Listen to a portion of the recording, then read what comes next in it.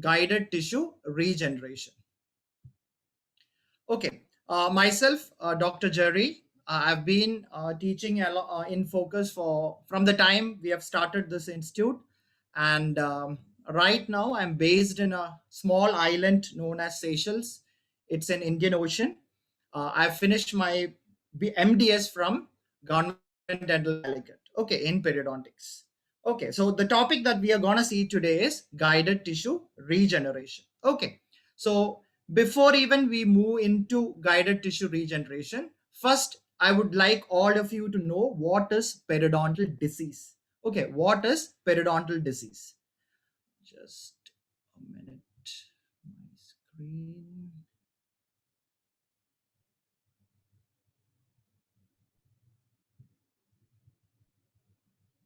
Okay, so we are gonna first see what is periodontal disease. Okay, so can anyone tell me? You can send me a message. All of you can send a message saying what. Can you give me the two main types of periodontal disease that we commonly come across? Two main types of periodontal disease that we commonly come across. Very common in your clinics that we see. Two types. Two major types of periodontal disease. Periodontal disease. Okay, pocket is a what do you say is a consequence of that condition. Pocket is a consequence of something. Okay, again somebody is saying generalized, localized. These are all, if you want to broadly classify. Okay, now some of you are saying very good, Sabit Lijas, very good. Somebody has put forward gingivitis and periodontitis. That is correct. If you want to simply explain somebody what is periodontal disease, it is two types of lesions that you have. Okay, what is that? Gingivitis and periodontitis. Now, what do you mean by gingivitis and periodontitis? Gingivitis is nothing but just the inflammation of your gingiva, just the inflammation of your gingiva. Okay, so here on this side, you can see a healthy gingiva, and on this side, you can see an unhealthy gingiva. Okay, now what is the difference between gingivitis and periodontitis? Can anybody tell me what is the difference between gingivitis and periodontitis? From both have itis. Both have itis. Itis meaning inflammation. Gingivitis, gingivitis. Periodontal itis, periodontitis. So what is the difference between both? What is the difference between gingivitis or periodontitis? Basic difference. Again, you can send me message. I can. Okay, very good. Sabit again is saying it is there is bone destruction. Where there is bone destruction, there is bone destruction in periodontitis. We are so what somebody said there is bone destruction. So that is one feature that separates periodontitis from gingivitis. So in simple term, if I want to say, if the inflammation is just pertaining to your gums, in simple terms, if the inflammation is just pertaining to your gums, it is known as gingivitis. Inflammation of gingiva, gingivitis. Very simple. It does not progress beyond that. At that point where the inflammation is contained within the gingiva, here contained within the gingiva, then you call it as gingivitis. Whereas if the infection progresses and moves down into your periodontal ligament, into your alveolar bone, and onto your cementum, that means these are all different periodontal structures. If it progresses, if the inflammation progresses into these structures and there is damage of these structures, then you call it as periodontitis. I hope the basic difference is clear. Gingiva, just inflammation of gingiva. Whereas periodontitis, your other periodontal structures are involved, like your cementum, periodontal ligament, and your alveolar bone. Okay, so that is a basic gist of what your periodontal disease is. So you have periodontitis and you have gingivitis. Okay, now moving on to the next slide. Sorry. Okay, so now before even we go into these definitions, so once these conditions come, once you have gingivitis and periodontitis, there is destruction of the tissue there, especially when it is periodontitis. There is destruction of bone, destruction of periodontal ligament, and destruction of your cementum. Now, what do you do? What is a common treatment that you do for all these kind of periodontal diseases? Let's talk about periodontitis now. When there is destruction of your cementum, alveolar bone, and your periodontal ligament, what is the treatment options that you give?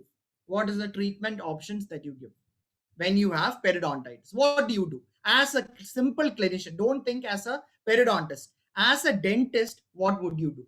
As a dentist, what would you do if a patient with periodontitis come to you? What is a basic treatment that you would give them? Basic treatment that you would give them before you refer the patient to a specialist. Okay, I'm waiting for your reply. Yes, scaling and root planing. Very good. So all of you are saying you're going to do scaling and root planing. Now my question is, why are you doing scaling and root planing? Why are you doing scaling and why are you doing scaling and root planing? Why do you want to do scaling and root planing? Anybody? Why do you want to do scaling and root planing? Remove calculus. Somebody said remove plaque. Okay, now we studied periodontitis is inflammation within the periodontal structures that is causing destruction to the tissues. How is this destruction occurring? How is this destruction occurring? This is occurring by the accumulation of bacteria within these structures. Accumulation of bacteria within these structures, and these bacteria, they what do? They will stimulate your cells in your body to release certain kind of agents that will cause destruction to your tissues. Okay, so let me just go back. So here we were talking about, so this is where all the plaque and calculus is. Now this plaque and calculus, what is a function? What is a function of calculus? Calculus, if it is there, it will help in retaining the plaque around it. That is a function of calculus. As such, it will not cause any damage to us. It is not causing any damage to us because it is a calcified structure. It will not have any bacteria which will cause damage to us. But what does this calculus do? The calculus will aid in accumulation of the plaque. It will aid in accumulation of plaque around it. Now, what does this plaque contain? The plaque contains proper structured different types of bacteria. Lots of bacteria inside the plaque. Now, this bacteria will release certain enzymes on of its own, and it will cause our host cells to release certain enzymes or certain factors. And together, they cause destruction of your periodontal tissues. Together, they cause destruction of your periodontal tissues. Now, as basic treatment, what we do, our aim is to stop that destruction. Okay, in what is the first treatment that we do is to at least stop the progress of the lesion. We want the lesion to at least stop progressing. We don't want it to cause more destruction to the tissue, more damage to the bone, more damage to the cementum. No, we don't want that. We want it to stop. How do we stop that? So we remove the causative agent.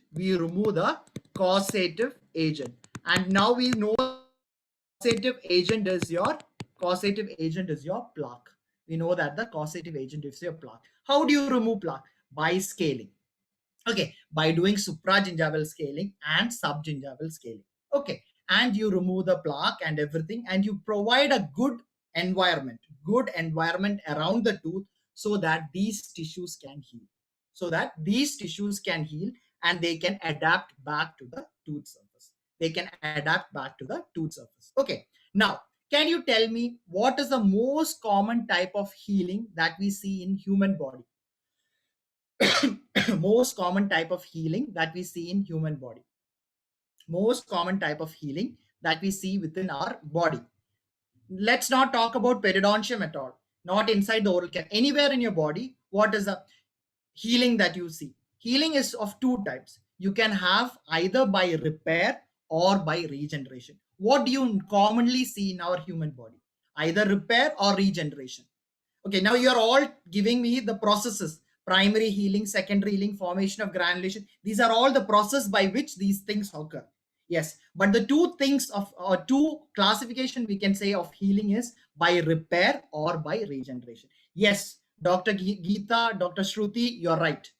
Mostly the kind of healing that we see is repair. And in certain tissues, for example, liver, you will see regeneration. Epithelial skin or epithelial layer, you will see regeneration. Okay, now let's come to our periodontal tissue. Now, what did you all do? You did scaling and root planing. Okay, so now there is a wound there. When you removed all the subgingival calculus, plaque, everything, there is the wound is created there, and that wound has to heal. Now, can you tell me by which method commonly or after a conventional periodontal scaling and root planing, what is a common healing that you'll see? What is a common healing that you'll see? Is it repair or is it regeneration? Is it repair or is it regeneration? Again, you can give me your answer in the message box, chat box. So you are saying that if we just do a scaling and root planing in a patient that has had severe bone loss, it will have complete regeneration. It will have complete regeneration. No, it will not. The most common method by which our periodontal tissues heal, especially a pocket or this thing heals, is by repair. Okay, regeneration can occur in certain specific conditions.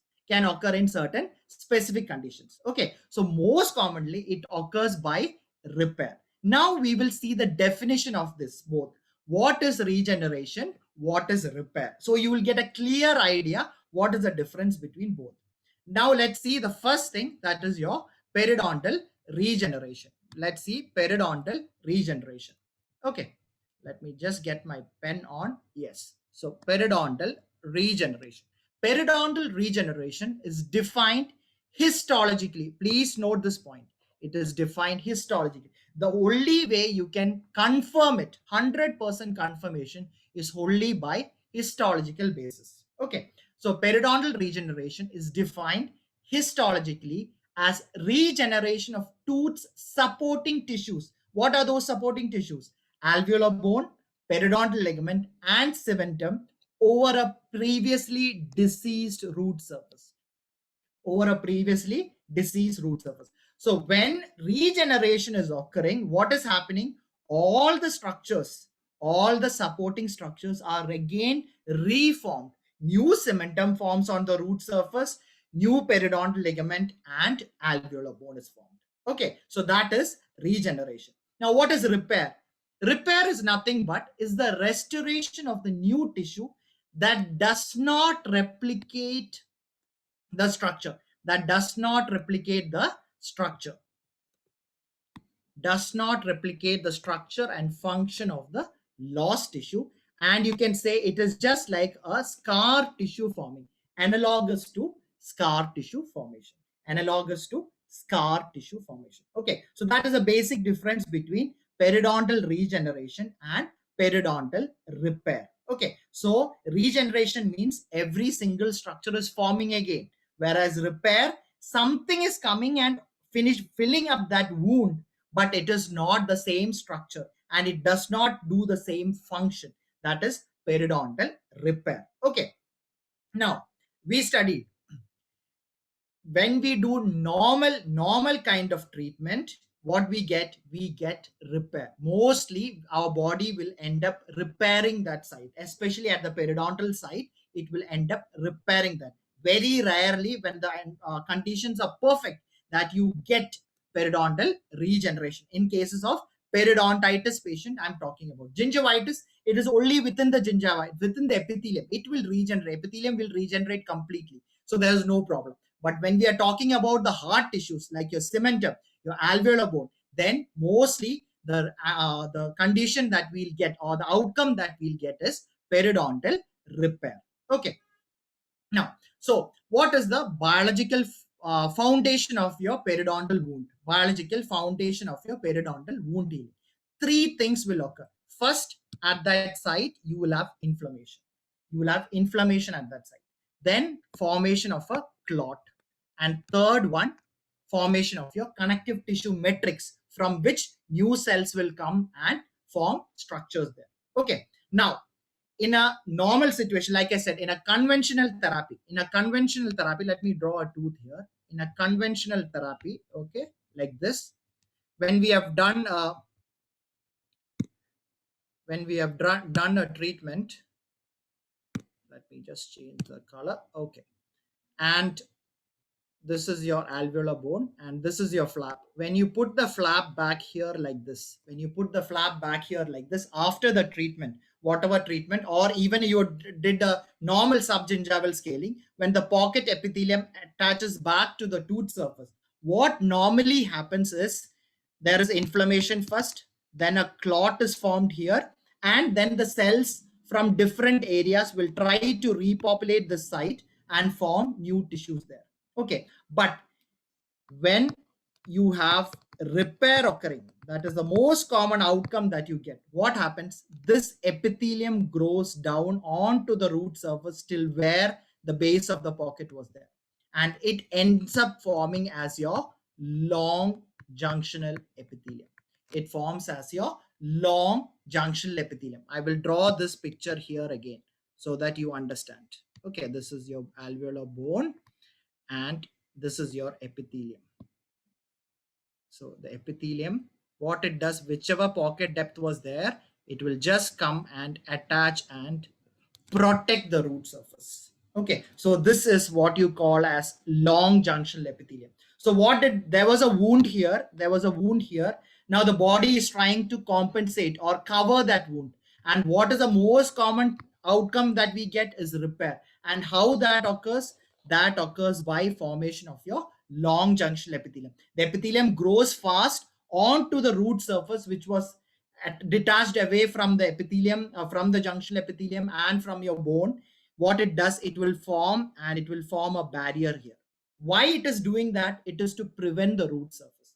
Just like your hand, imagine you get a cut. What is the first healing process? The epithelium will form a layer on top of it and cover the wound. The same thing is happening here. The epithelium, that is your gingival epithelium or your oral epithelium, it grows fast downwards in an attempt to cover the wound area, and that results in the formation of your long junctional epithelium. Okay, now the second situation is when all these conditions, that is your inflammation, fibrin clot, and connective tissue metrics are ideal, and the epithelium is somehow not reaching that site first, and all the cells from the connective tissue matrix reach there, then you will get regeneration. Then you will get regeneration. That means you have to block out this epithelium. The epithelium should not come there first. Other than that, cells from your periodontal ligament should come there first for the wound to have regeneration. I hope that is clear. Okay, so now we know that for normally any wound will mostly undergo repair, but if you want regeneration to occur, you want some kind of barrier for the normal repair process to stop and the other cells to occupy the wound area so that you have regeneration. And based on this concept, the guided tissue regeneration technique was put forward. Guided tissue regeneration technique was put forward. Now, what is this technique? Now, here you can see this is a tooth that is this tooth having gingivitis or periodontitis? Can you tell me? This is the bone, this is the bone here. Periodontal ligaments can be seen here and a pocket formation here. Okay, I'm not drawing here inside pocket form. Can you tell me, is this tooth showing gingivitis or periodontitis? Yes, it is showing periodontitis. It is showing because why are we saying periodontitis? There is loss of alveolar bone. You can see an angular pattern of bone loss. There is loss of periodontal ligament on this surface and even the cementum is destroyed. Okay, now if we do the basic process, scaling and root planing, what will happen after your scaling and root planing? This epithelium will cover like this. Is this clear?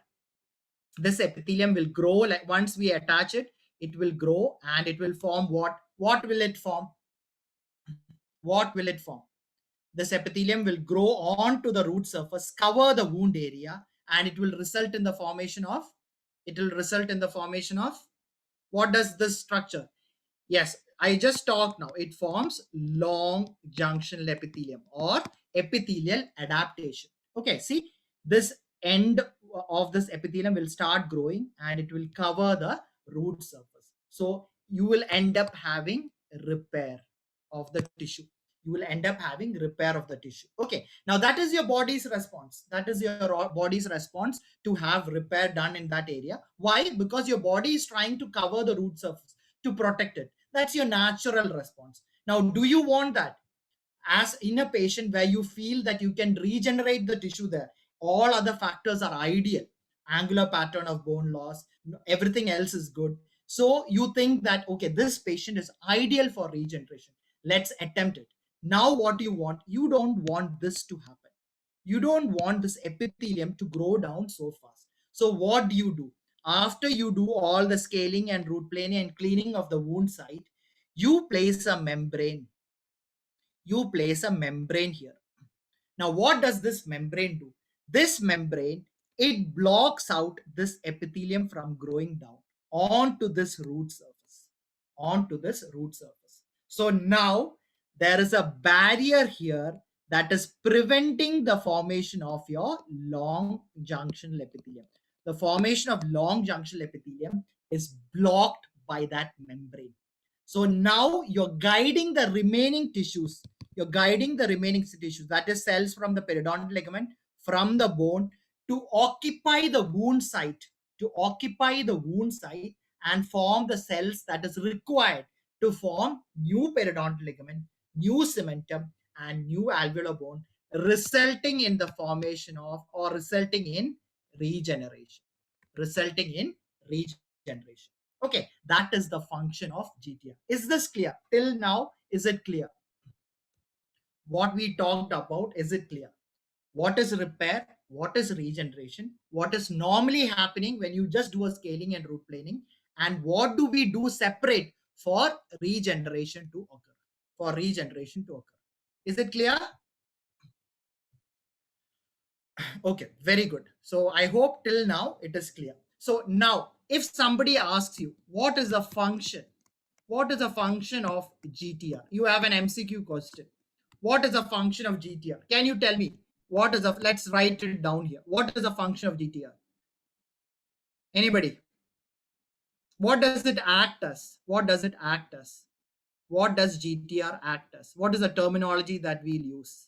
It acts as a, it acts as a barrier. It acts as a barrier. Yes, it acts as a guide for the remaining cells to form. But first, it acts as a barrier for what? For your epithelium not to grow down. Okay, so see, it's blocked here. It's blocked your epithelium from growing down. So it is a barrier. It is a barrier. What else it is doing? What else is it is doing? What else it, can you see this, the wound here, the now the wound that you have curated out, cleaned out nicely, everything is cleaned out, and there is just the blood there, the clot that has formed after after healing, and all your tissue space or that wound space. Yes, prevent long junctional epithelium, it's correct, that forms a that gives, that comes under barrier, that comes under barrier. The second thing it does it, whatever clot is formed inside, we studied that three major things for healing. One is inflammation, second one is fibrin clot formation. Now this whole area is filled with your clot blood. Once you do all the scaling and root planing and remove the granulation tissue, what happens to the wound? If you get a cut in your hand, what happens to your wound? It immediately gets filled with blood.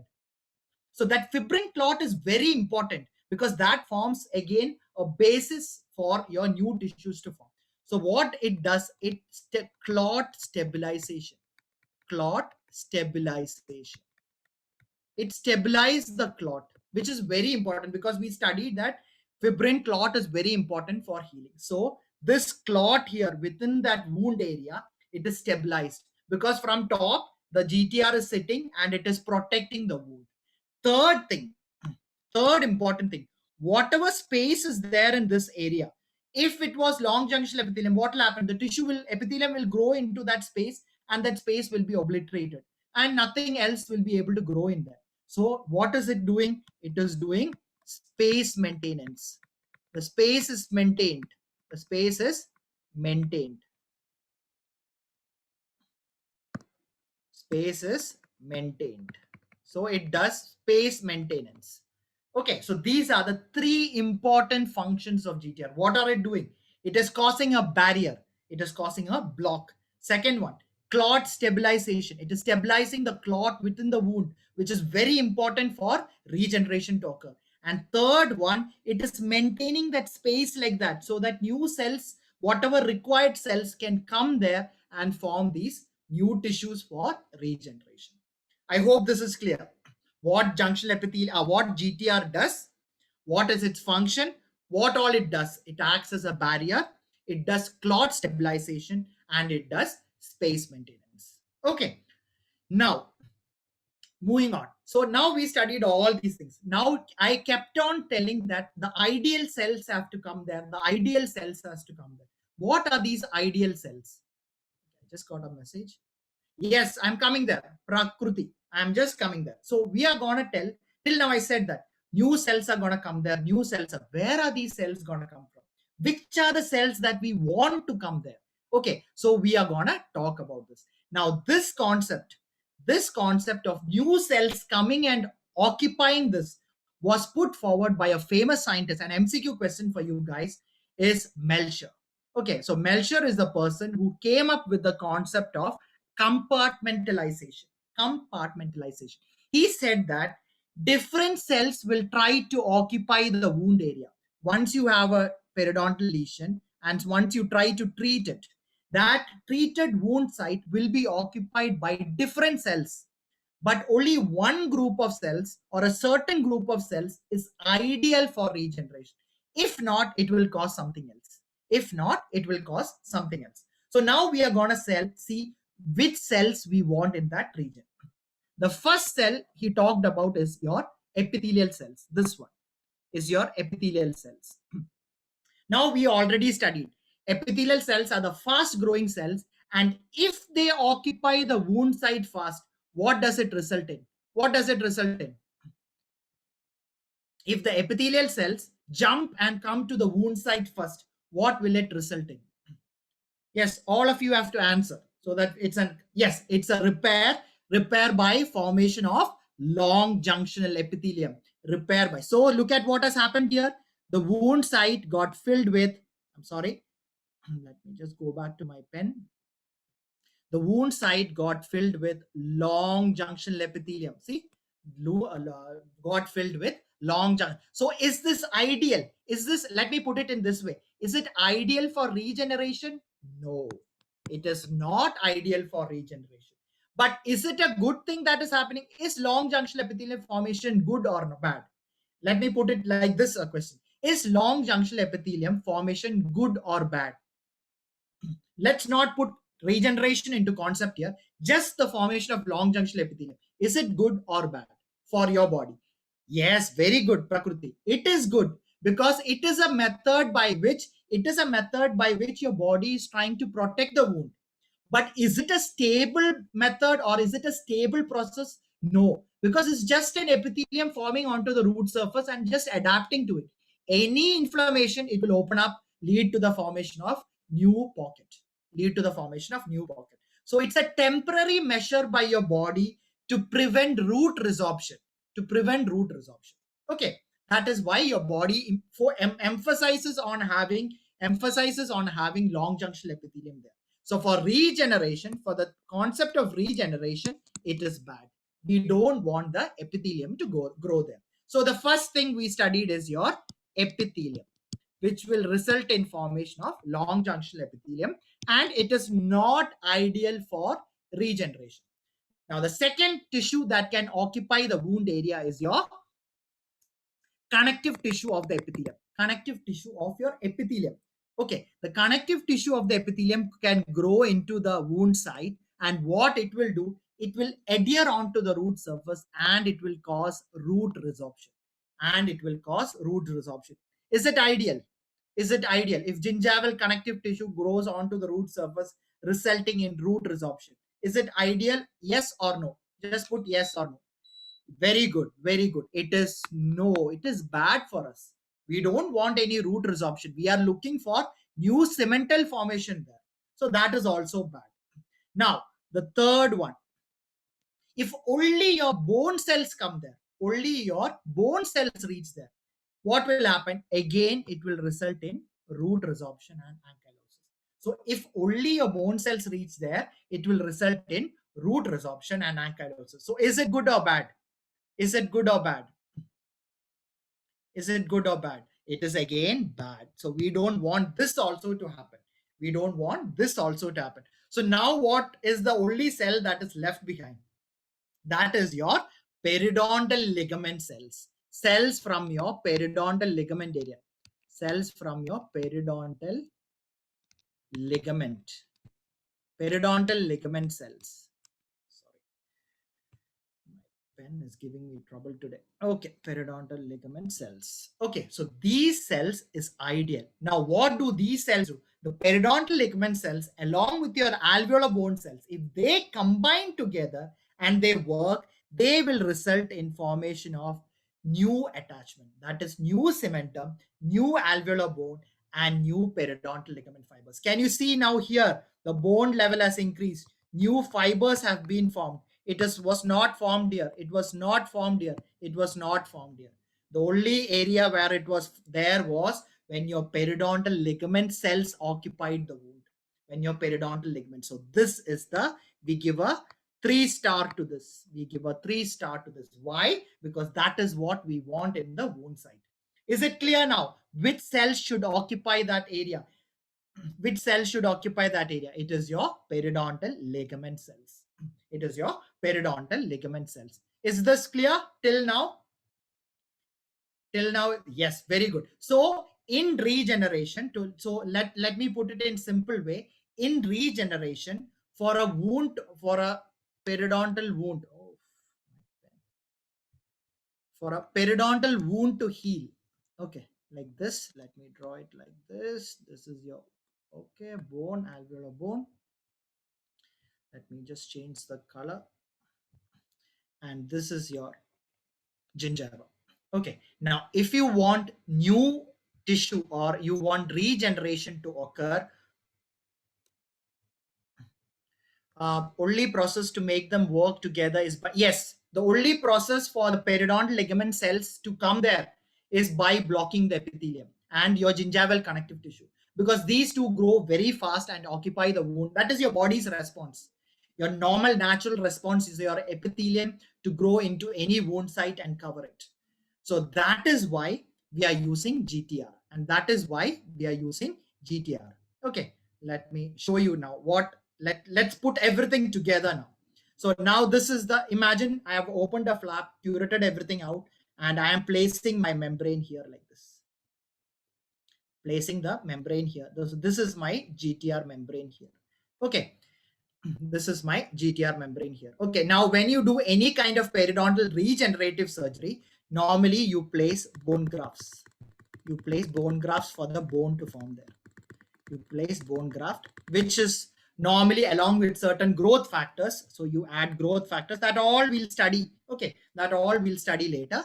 Okay, we'll add certain growth factors also, whatever we can get. And then you have placed the GTR here. Now what happens? This epithelium, it is blocked here. So this long junctional epithelium cannot grow down. Can your connective tissue in this area, can it come to the wound site? No. So now this GTR, what has it done? It has acted as a barrier. It has acted as a barrier. It has allowed the bone, whatever graft that you have placed along with the blood, to form a good, solid, stable clot. And it has provided the space for the cells from your periodontal ligament cells to come and occupy, so that new bone is formed, new cementum is formed, and new periodontal ligament is formed.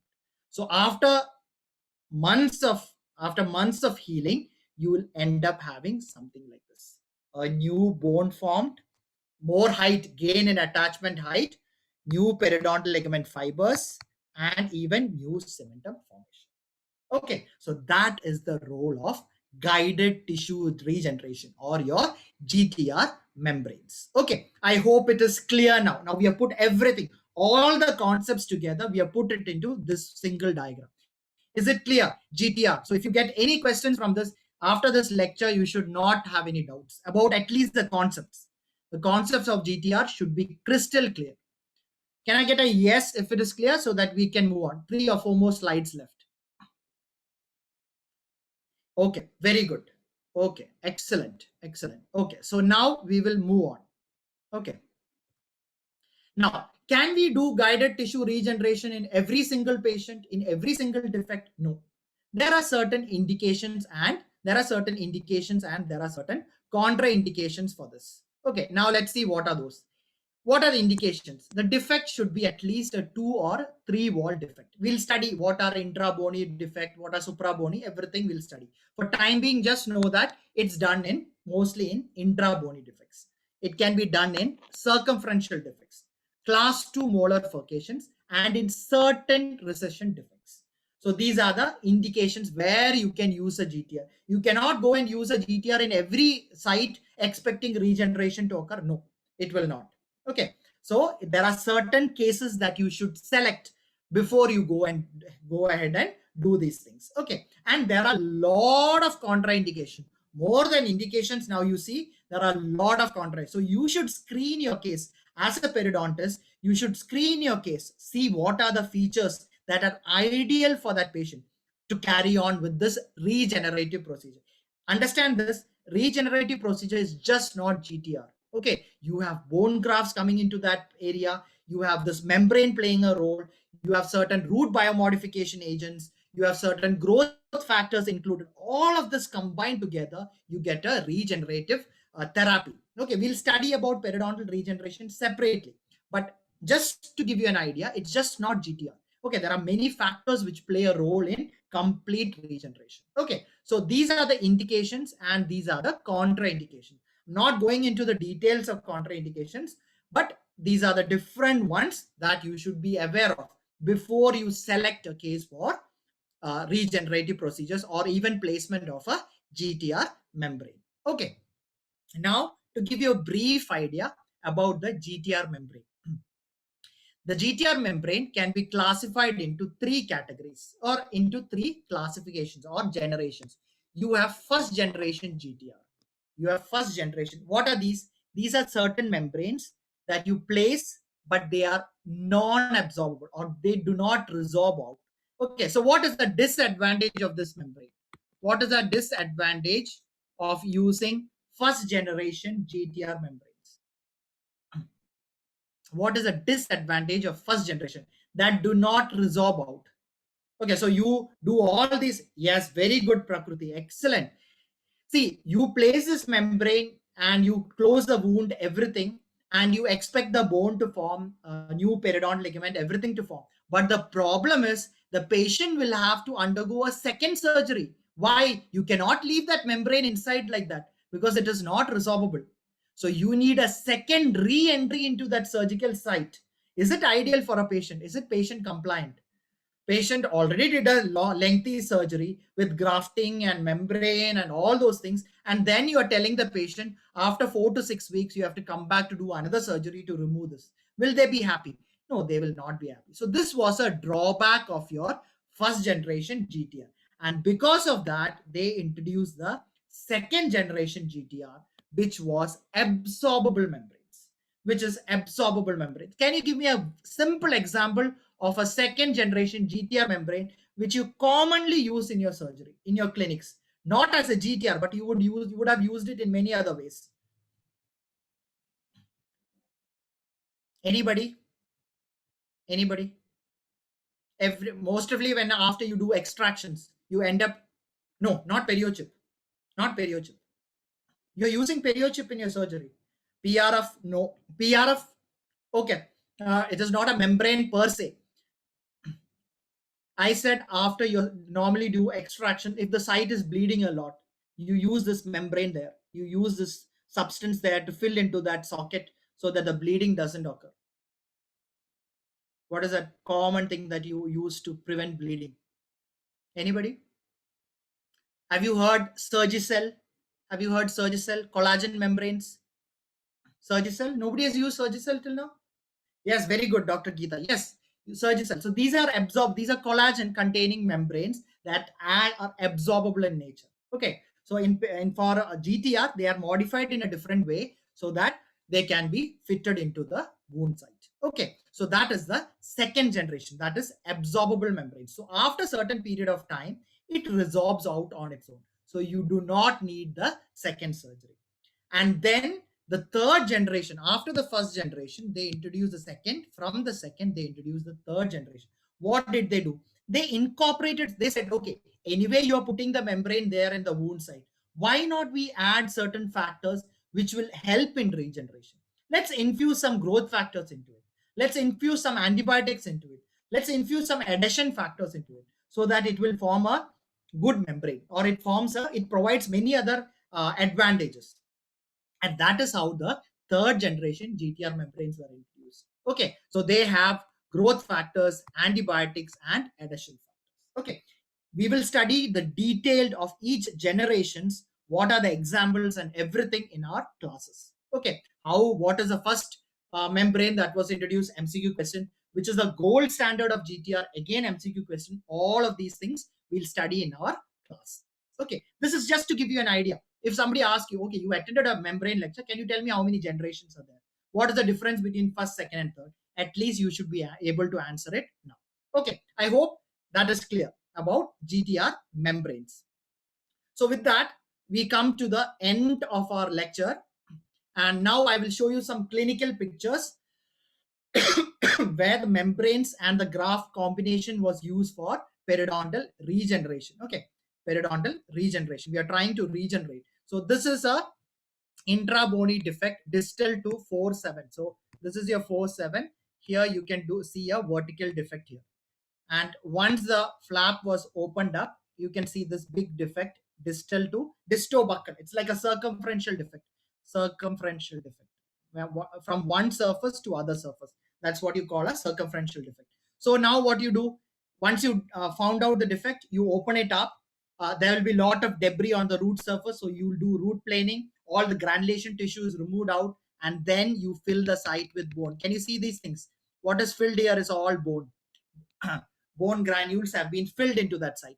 Now, if you just place the epithelium on top of it, what will happen? What will happen? If I just take a flap and place the epithelium on top of that grafted tooth, what will happen? Anybody?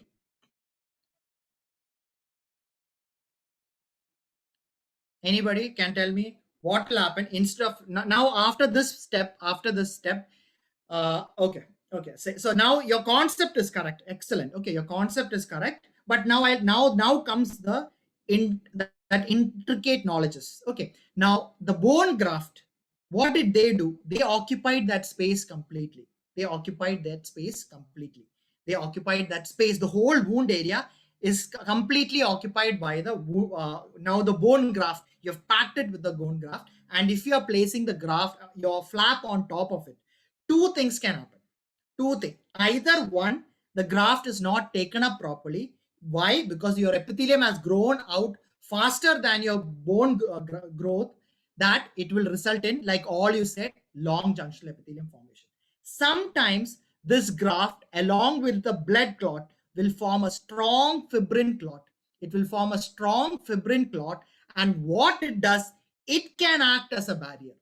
It can act as a barrier and prevent the formation of your long junctional epithelium. Prevent the formation of your long junctional epithelium. Okay, I'll draw and tell you what I just explained.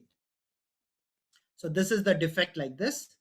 This is the defect like this. And you're going to place the graft inside it. Okay, let me put the graft in blue. So now this graft, along with the clot, it can sometimes, yes. Somebody has, so can the graft?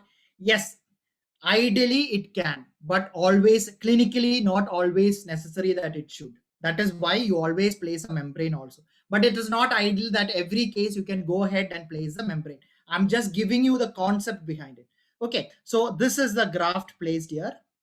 And now I'm going to draw the epithelium that is going to come. Okay, let us put a different color to that.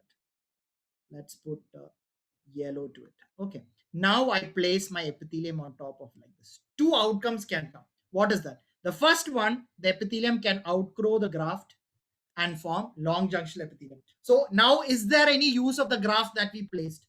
Is there any use of the graft that we placed? Is there any use of the graft that we placed? Yes or no? If the long junctional epithelium. Once the long junctional epithelium has grown in, is there any use of the graft? What is the graft going to go do? No, it is gonna get resorbed out. It is gonna get resorbed out. Maybe minimal uptake or something, but no significant changes you will see. The second outcome that you can have is where the graft along with that clot, the graft along with that clot blocks this epithelium from growing down. Not always possible, but it can happen like that. Blocks the epithelium from growing down, and this graft can be taken up. Okay, and this graft can be taken up, and you can have gain in clinical attachment level. You can have some amount of bone growth in it, some amount of bone growth in it. I hope this is clear. This concept. So basically, all you want is a barrier, a good fibrin clot at the wound site so that the epithelium doesn't come down. I hope that is clear. Okay, so in this case, they have placed the graft here, and then what have they done? Can you see this white membrane placed around it? White membrane placed like this from this graft area to here. That is your GTR membrane. That is your GTR membrane. And then the flap is sutured. One important thing you should understand is that when you place a GTR membrane, you should get a primary closure. You should get a primary closure. You should get a primary closure. Otherwise, this membrane will get infected. If it is exposed to the oral cavity, the membrane get infected and it can be rejected. Okay, so primary closure. Can you see? It's well approximated. Nothing can be seen outside. Proper closure of the wound. Okay, so that is the and this is the outcome that you can see here on the OPG. Oh, sorry, on the IOP. Okay, see, can you see this radio density, that opaqueness, radio opaqueness in this area as compared to this area here? As compared to this area here, you can see that increased radio opacity in that region. See, here it's more radiolucent, whereas here when you come, it is more radio opaque. That means some bone has filled into that site. Some tissue has regenerated into that site. Okay, now can I ask you something? Can you 100% verify that regeneration has occurred in this site? Can you say 100% that regeneration has occurred seeing this radiograph? No. Very good. An MCQ question. You can never say that. Okay. How can you confirm 100% that it is regeneration that has occurred? Which is the only method by which you can say there is 100% regeneration? Which is the method by which we can confirm and say, okay, re-entry, Dr. Geeta, is good. You can reconfirm bone formation. If it is guided bone regeneration, you can reconfirm. How do you reconfirm cemental formation and pedial formation? Can you reconfirm that if you do a re-entry? No pocket, no, you cannot confirm that. No pocket can appear even with long junctional epithelium. If long junctional epithelium is adherent, is adapted well, it will also stop the pocket formation. I explained in my first slide, which is the only method by which you can confirm 100% whether a regeneration has occurred or not. Bone formation you can only see by X-rays. And like somebody said, a re-entry. You can check, okay, open up the flap, okay, bone has formed in that defect. The only way you can say is by histological analysis. Very good. By histological analysis. Can we do that in humans? Can we do histological analysis in humans? Cut a section, put it under microscope and see. Cut a section, put it under microscope and see. No, it is not possible. Okay, so that is why this is a gray area. Okay, this is a gray area. You can do on animals and then test them. Do the histology after what is a lab animals, you can do it in them. Many studies have been done and there are positive results. But in humans, that is the drawback we have. We cannot histologically confirm it. Okay, so I hope that is also clear for you guys. Okay, moving on to the next slide. Again, this is a class 2 focation management. Okay, see here you can see the focation involvement, class 2 with a horizontal component of bone loss. What is this that has been placed here? Can you see small granules that has been placed inside that defect after the root has been cleaned and everything? What is that? That white dots that you see. Anybody? Those are your, what are those things? That white dots that you see, that's your bone grafts. Okay, it's your bone grafts. So it is packed with your bone graft. And now can you see the GTR membrane? See, that site is packed with the GTR membrane, covering the graft and the up to the root surface. Around 2 to 3 mm below the gingival cemento enamel junction, we place the GTR membrane. Okay, the measurements and all, the surgical part we'll study in detail when we do GTR in our classes. Okay, so this is how you place it, and then you close the site. And again, see here, you can only analyze either by, you can analyze only by IOPA or by clinical diagnosis by probing pocket depth. Pocket depth you can check for CAL. If there is gain in CAL and decrease in pocket depth, that means okay, some kind of regeneration has occurred. The tissue has some kind of tissue has formed there. It can be bone, it can be cementum, we don't know, but we are happy that the patient's pocket depth, see here, the whole probe was going inside. Here only just a little bit is going inside. With this you can say okay, there is some kind of regeneration, the patient has had, the site is healed. Okay, so that is another example of a class 2 focation where you can use GTR membrane. So this is just to give you an idea how we place it and how we use it in different cases. Okay, now before you leave, there are certain important concepts that you should take with you today. Okay, what are those concepts? GTR is not a procedure for treatment of periodontitis. First thing you should understand. If somebody asks you, all of the following are treatments of periodontitis, and they put scaling, root planing, excess flap surgery, and then they put GTR right there. GTR and bone graft. No, they are not. You are not treating periodontitis with GTR. Periodontitis was treated by removing all the, what is a plaque and calculus and all whatever granulation tissue, all that you removed. You made it stable. But in certain cases, like we said, certain indicated cases, you have defects and you feel that you can regenerate it. That regeneration is brought about by GTR. Okay, so GTR is not a procedure for treatment for periodontitis, but rather a technique for regenerating defects which was developed as a result of periodontitis. Okay, so it is something you are trying to treat which was caused by periodontitis. Okay, regeneration is biologically possible but can be verified only by histological analysis. Another drawback that we have, so that we cannot 100% confirm and say okay, this technique is excellent. No, this technique is, we can't say that. We can say that yes, we are having gain of clinical attachment level, the patient is much better, there's no pocket depth, there is bone growth after seeing the IOPA, we can say, but we cannot say verify it. It can be only done by histological analysis. Why regeneration is not 100%? See again, what is a Fatima, what is the definition of regeneration? If we are talking about periodontal regeneration, it means formation of new cementum, new alveolar bone, and new periodontal ligament fibers. Can you see all these in, can you see PDL in IOPA? You cannot. Can you appreciate cemental growth in IOPA? You cannot. Okay, that is why I said if it is bone regeneration, yes, there is a procedure known as guided bone regeneration, what we do for implants, that we can confirm by IOP. Okay, the bone has reformed here. Bone formation, yes, you can confirm. Regeneration of periodontal tissues, no, you cannot confirm it by IOP. That IOP will only help you in bone confirmation. Is that clear, Fatima?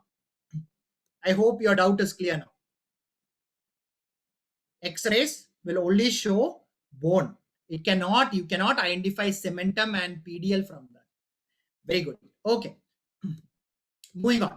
Epithelial migration and formation of long junctional epithelium is the fundamental healing process and prevents root process. See, I said long junctional epithelium formation is actually good for us, but it is not good for regeneration. It is not good for a long-term prognosis of the patient. No, it is not ideal, because at some point, even a little bit of inflammation, it will open up, leading to new pocket formation. So it is a fundamental healing process of our body to prevent root resorption. And last one is your definition for regeneration. I just repeated it, gonna repeat it again. Formation of new cementum, new alveolar bone, and new periodontal ligament, which is the most important points. New cementum, new periodontal ligament, and new alveolar bone. which can happen only when prevention of junctional epithelium. Downgrowth of, you block the downgrowth of your junctional epithelium and your epithelial connective tissue. You don't want these structures to come there. You don't want these structures to come there. You want cells from your pedial space to occupy the wound and lead or start formation of osteoblast, cementoblast, and cells from the for the periodontal ligament fibers. Okay, I hope it is clear. Now we have few questions based on this same topics that I've discussed. We will just discuss. You can put your answer in the key and then we can discuss fast. Okay. One of the techniques with the most successful documentation of regeneration is. So they are asking a technique which helps you for regeneration. Yes, very good. It is your GTR. Ostectomy is a resective procedure. You are removing bone from the bad. Root modification, biomodification, let give you an idea itself. It is part of your regenerative procedure, but it does not give any added benefit. Okay, you can do it, you cannot do it, but it does not give you any added benefit. Okay, so there are, let me say it now itself, there are only two techniques that has been documented to have the most successful periodontal regeneration. That is GTR and bone grafts. Okay, these two have been the most commonly associated with most successful documentation of periodontal regeneration. Question number 1, answer is GTR, B. Okay. Question number 2, restoration of lost periodontium or supporting tissue includes formation of new alveolar bone, new cementum, and new periodontal ligament.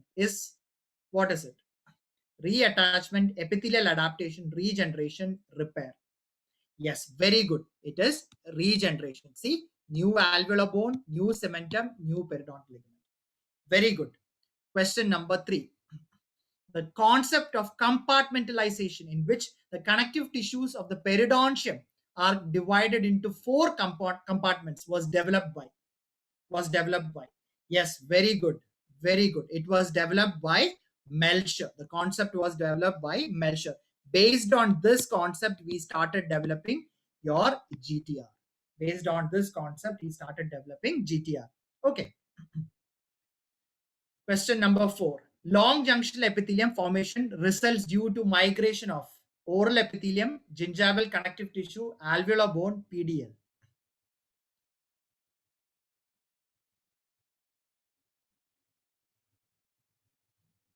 Should not make a mistake in this. Multiple times I kept, yes, very good. It is your oral epithelium. Long junctional epithelium results due to migration of your oral epithelium. I drew that diagram multiple times. Okay, let me draw it again so that you don't forget this. This is very important. An MCQ question that keeps repeating itself. This is the epithelium. When you place the epithelium, what it does, wherever till the base of the pocket, it forms long junctional epithelium. It just adapts onto the root surface. Oral epithelium. Okay. So question number 4, answer is A, oral epithelium. And our last question for today. It's a lengthy question. All are true except A. During wound healing in periodontium, fibrin linkage being disrupted results in long junctional epithelial type of attachment. Role of GTR include epithelial exclusion, cell tissue repopulation control, space maintenance, clot stabilization. Second generation GTR requires shorter waiting period for removal of membrane as compared to first generation. The number of bony walls and depth of the intra-bony components are critical for positive GTR results. What is the answer? All are true. Please read the question carefully. All are true except. Yes, all of you are writing C. Can you tell me what is wrong in that? What is wrong in that sentence? What is wrong in that sentence? What was wrong in that?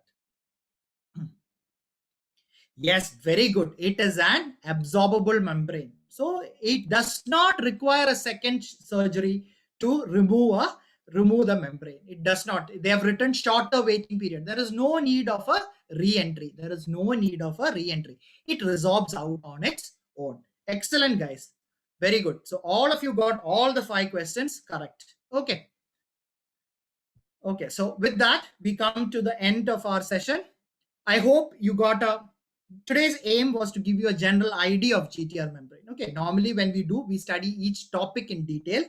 Today is just a brief overview of all things, just to give you an idea how we go about in our classes. Okay. So thank you so much for your patient listening. See you all for our crash batch course. Thank you all. Bye-bye.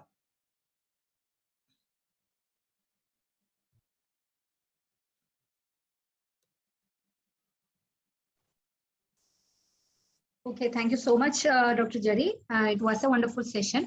So hope that you had a really great time with the periodontics by Dr. Jerry. He is one of the most enthusiastic faculty at Focus, and we are, happy to have him around. So Thank you. hope to see you guys again in the next session. So good night, everyone. Be ready with your all notes and everything for the next session. Okay. Good night. Good night. Good night.